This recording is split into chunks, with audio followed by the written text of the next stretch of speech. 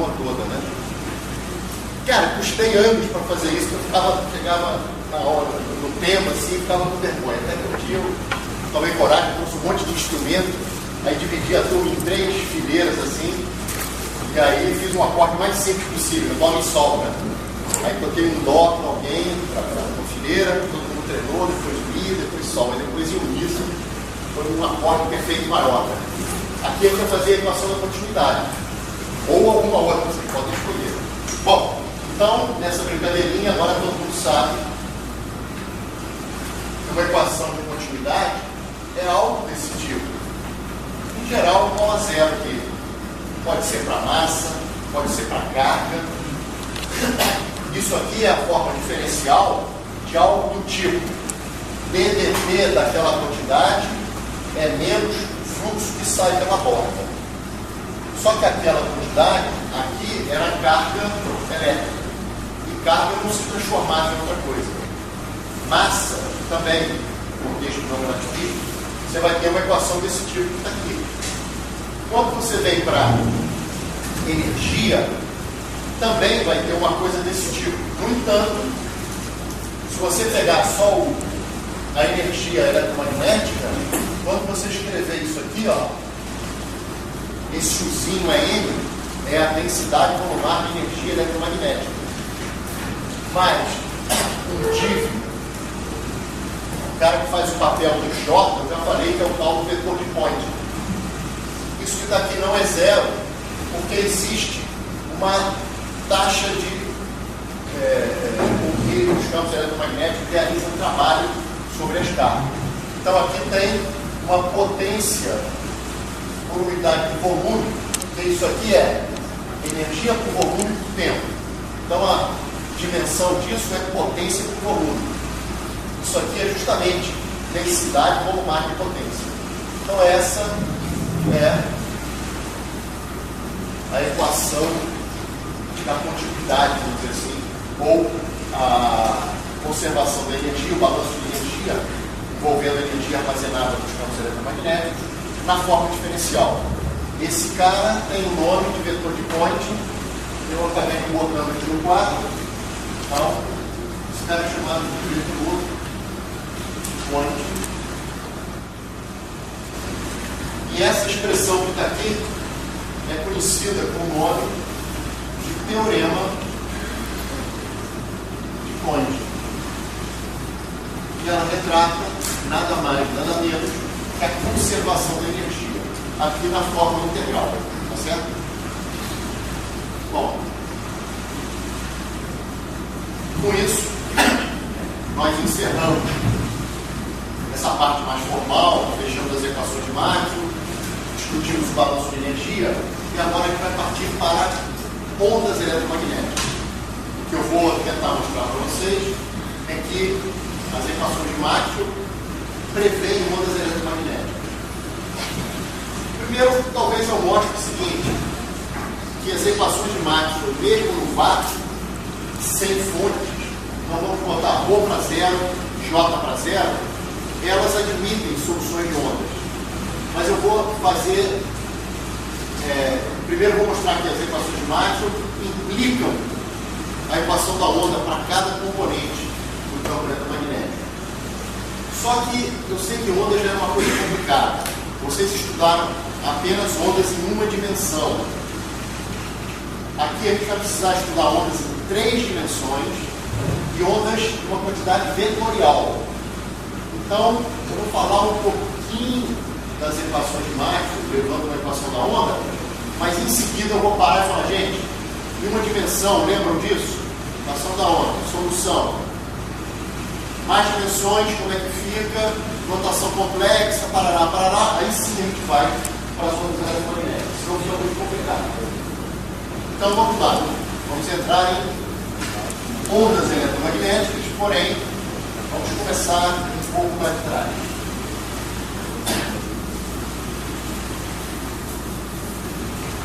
Então vamos escrever aqui as equações de Maxwell para o vácuo sem ondas. Então vamos lá, ondas eletromagnéticas.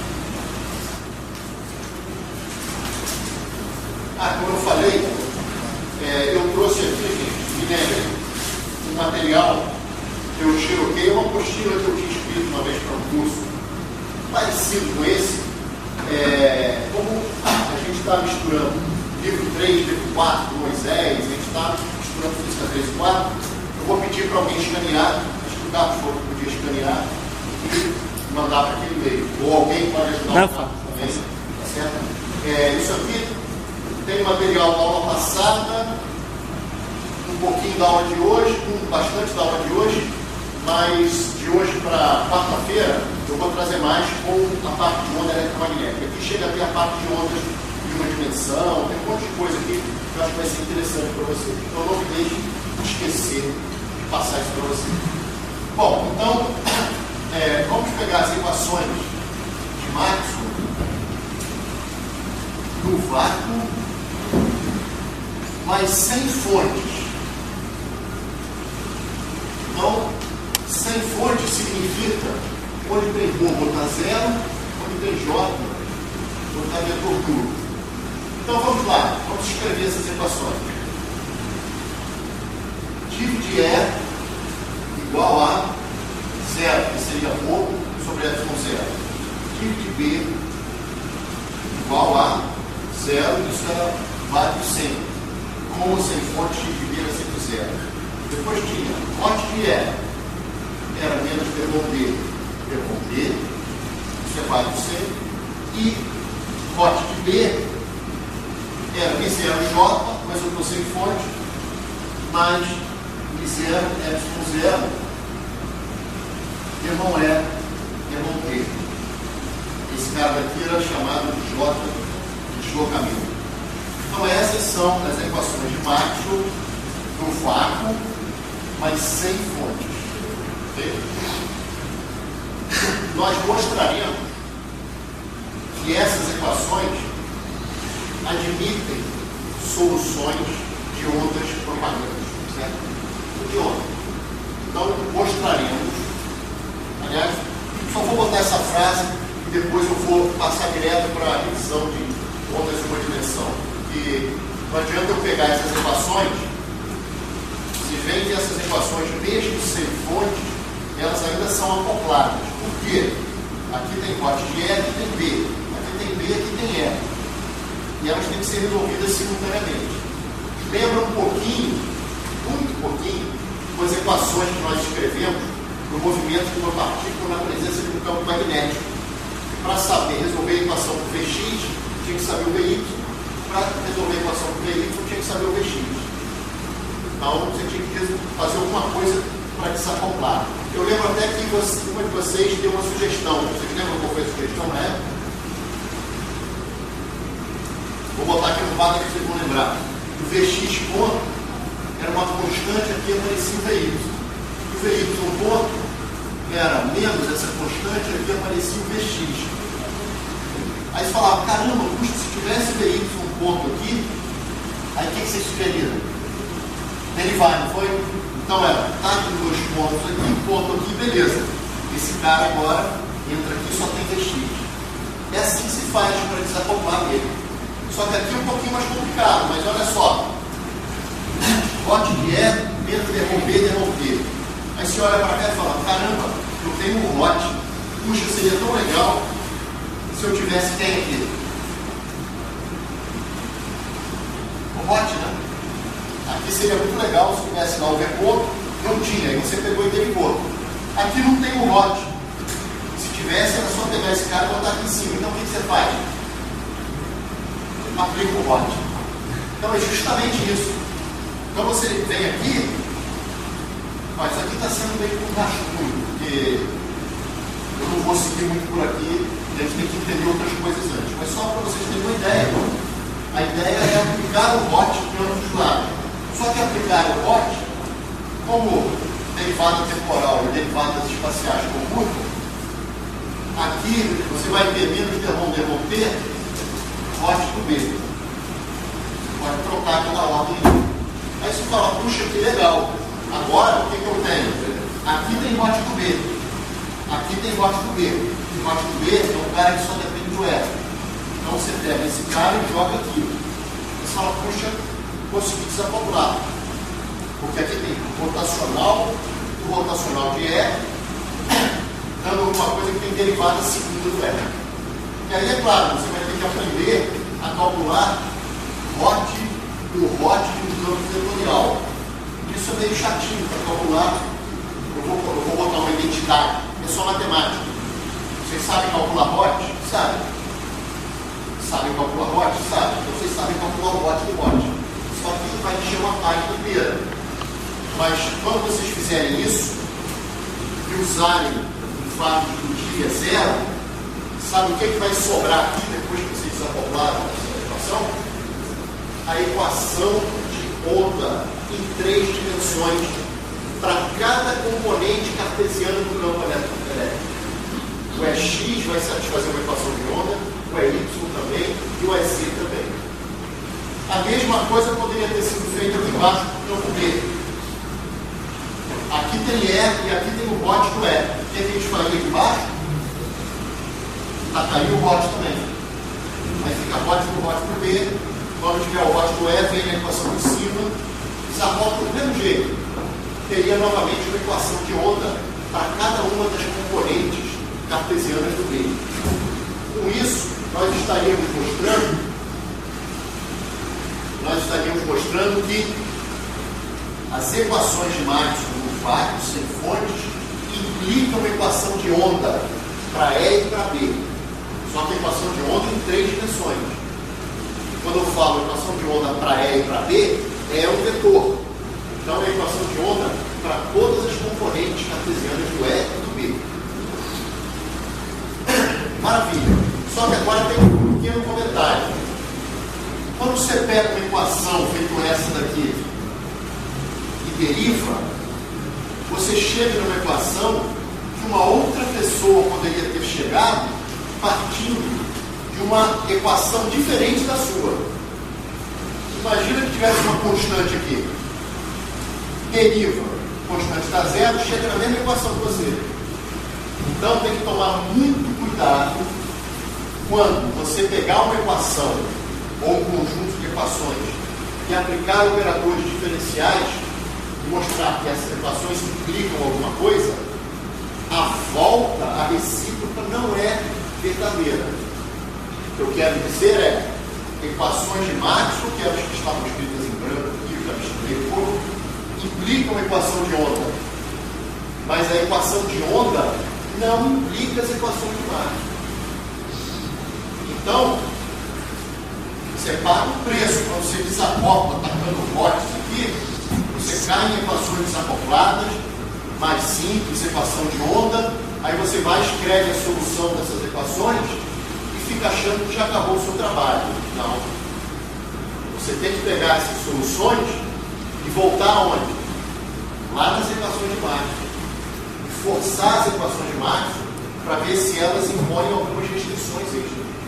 Do mesmo jeito que quem resolveu esse problema daqui, tacando uma derivada a mais aqui, e desacoplando, colocando esse cara aqui e fazendo a mesma coisa por de baixo, quem resolveu assim, escreveu as soluções para Dx e para Dy, depois teve que voltar nas equações originais e obrigar que elas fossem satisfeitas.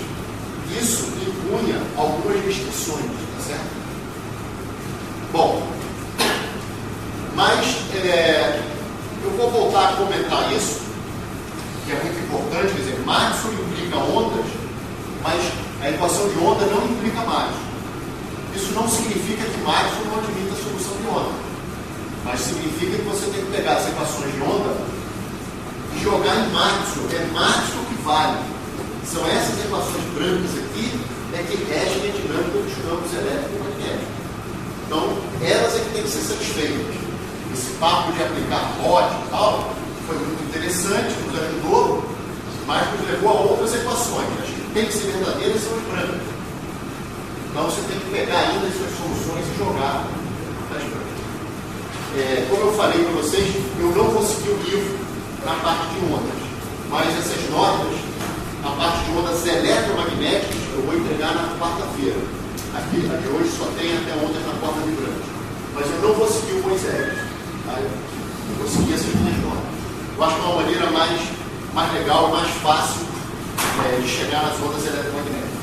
Bom, isso foi só uma introduçãozinha. Aqui a gente tem que fazer uma revisão, né? Então, revisão de ondas. Eu estou sublinhando a palavra revisão, porque realmente ela vai ser muito curtinha, uma vez que vocês já viram isso e que tem essas notas que eu estou distribuindo para vocês. Então vamos começar com ondas em uma dimensão. Eu vou fazer o caso mais simples de todos, corda vibrante. Por que a corda vibrante é mais simples, por exemplo, do que as ondas sonoras? Mesmo que eu trate as ondas sonoras dentro de um tubo de gás, onde eu tenho um êmbolo que eu provoco uma perturbação, e aí eu tenho uma onda unidimensional. Por que ainda assim é mais simples fazer a corda vibrante? Porque na corda vibrante, o movimento dos pontos do meio são verticais, enquanto a onda se propaga horizontalmente. Então é fácil de visualizar, de fazer desenhos, e a gente chama essa onda de uma onda transversal. No caso da onda sonora, o movimento das partículas no meio é na própria direção de propagação. Eu estou falando para vocês, eu estou provocando uma variação, eu estou criando um movimento. Esse movimento de partículas varia a densidade varia a pressão, e a pressão põe em movimento novamente as partículas. E o que acontece é como uma bola. Vocês já brincaram com uma bola? Em vez de brincar assim com a bola, brincar dando uma perturbação longitudinal. Então as moléculas aqui do ar se movem nessa direção, isso é transmitido e chega até o ouvido de vocês. Então, é chamado de onda longitudinal, porque o movimento dos pontos do meio está na direção de propagação. Isso está discutido nessas notas também. Não vou cobrar isso na prova, só para ilustrar, mas é mais fácil o corda vibrante. Bom, na corda vibrante, você tem aqui um trecho da corda vibrante, vamos chamar isso aqui de Y, de X. Imagine que a tensão é bastante grande, de modo que eu possa desprezar o peso da corda. Então, a única força que atua aí é a tensão na corda. E eu vou supor pequenas inclinações.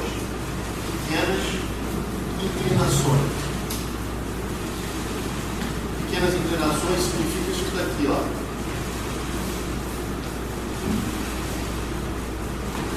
Isso aqui é um ponto X da corda. A corda em equilíbrio está na horizontal. Eu quero saber o seguinte: qual é a altura, a coordenada vertical de um ponto X, que está na coordenada X, quando a corda está em equilíbrio, no tempo T, qual é a coordenada vertical desse ponto? Eu vou denotar esse cara por Y de XT. E aí o que a gente faz para encontrar a equação diferencial? Ora, isso é uma onda mecânica, concorda? Então, o que eu preciso numa onda mecânica? Eu preciso aplicar a segunda lei de Newton para cada elemento do meu sistema. É um sistema de infinitos graus de liberdade. Meio contínuo, complicado, mas a gente aplica para um genérico. Então, por exemplo, esse cara está em X, esse cara está em X mais delta X, esse cara daqui tem delta M, que é dado por μ vezes delta X. Lembre-se que a inclinação é pequena, bem pequena, e o desenho está exagerado. μ é a densidade linear. Eu não estou usando a letra lambda para não confundir com o comprimento de onda que vai aparecer. Então, μ é densidade linear de massa da corda. E aí o que vocês têm que fazer? Tem força que a parte branca da direita exerce no elemento abóbora. É tangente aqui e tem esse valor P. Força que a parte branca que está à esquerda do elemento PN também exerce sobre esse carinha bola. Está com uma outra inclinação e tem o mesmo tamanho aqui. A hipótese de pequenas inclinações faz com que você suponha que a tensão seja a mesma na corda. O cosseno desse ângulo e desse, embora os ângulos sejam diferentes, eles são tão pequenos que se aproximam por um. Então, a componente horizontal da resultante sobre o elemento abóbora é zero. Não tem movimento em x. Dessa aproximação, à medida que a onda passa, os elementos sobem e descem, mas eles não caminham na horizontal para pequenas oscilações. Nem toda onda é assim. A onda do mar está longe de satisfazer isso. Na onda do mar tem movimento de x e y, é super complicado. Mas também tem ondas do mar que o carinha do mar só sobe e desce. Também tem ondas desse tipo no mar. Mas perto da costa tem ondas que estouram. Na corda vibrante, com essa aproximação, o movimento é só vertical enquanto a onda se propaga. Não confundam a velocidade real do elemento, que é uma velocidade vertical, com a chamada velocidade de propagação da onda, que nós já vamos identificar. Pois bem, dito isso, nós temos que aplicar a segunda lei de Newton agora na componente vertical. Na componente vertical,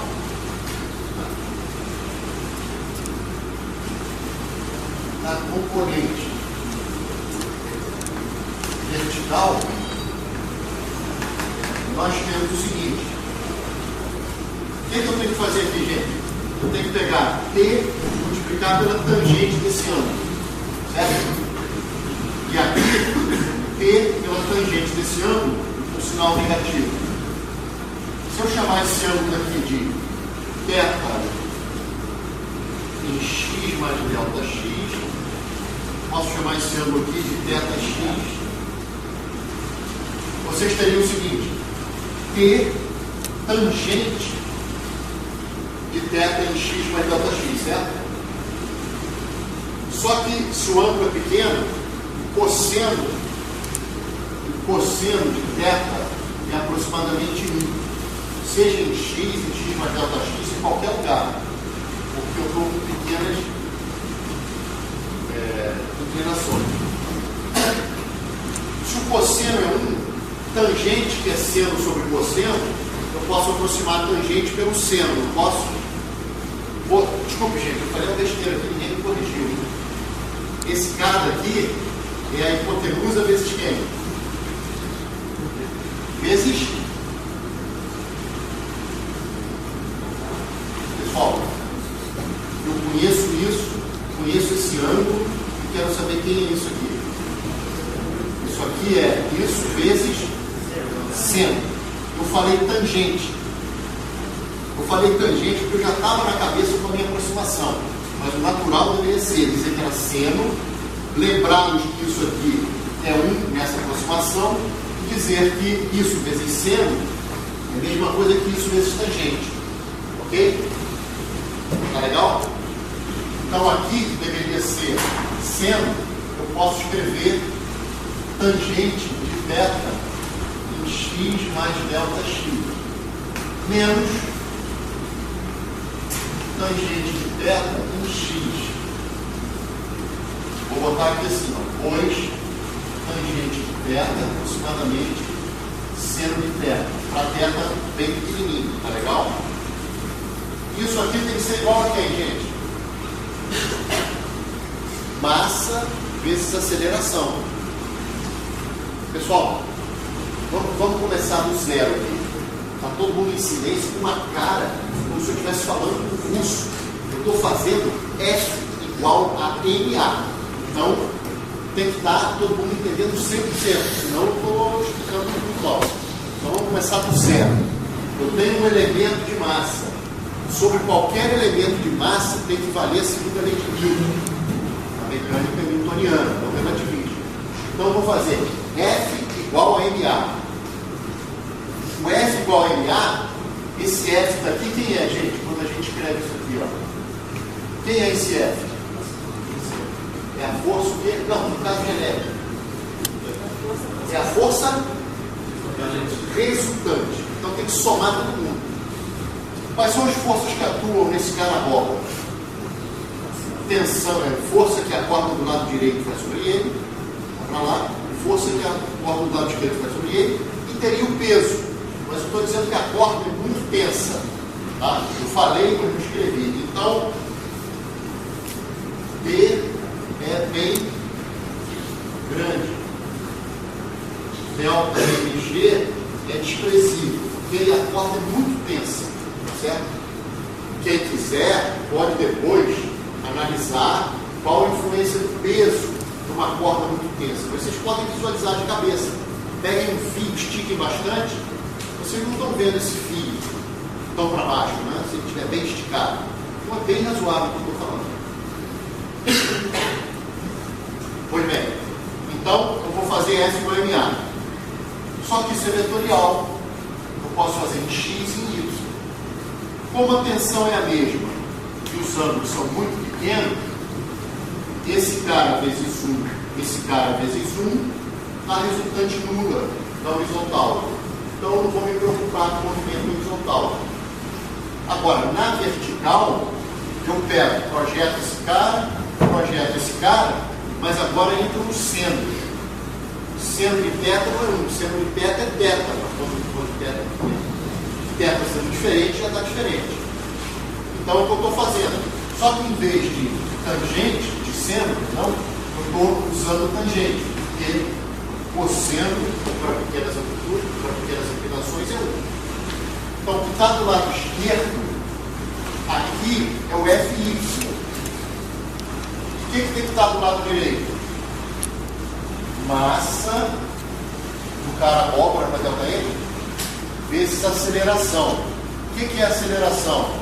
Derivada temporal da velocidade, que por sua vez é derivada temporal da posição ali, certo?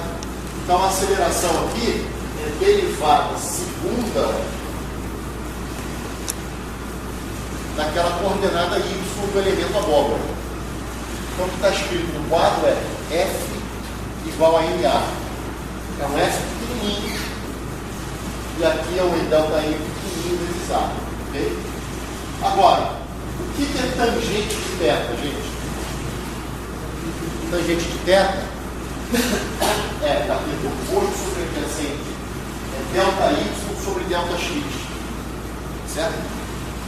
Então, eu vou escrever o seguinte, mais tangente de teta, eu vou escrever como, num dado distante, delta Y sobre delta X. É o termon Y, o termon X. Por que eu botei termon aqui? Porque o Y é função não só de X, mas também de T. Então, se eu quero fazer um T fixo, a inclinação, que é o delta Y sobre delta X, no limite eu vou escrever como derivada parcial. Tá certo? E outra coisa, esse delta M, eu vou escrever como I vezes delta X. Tá certo?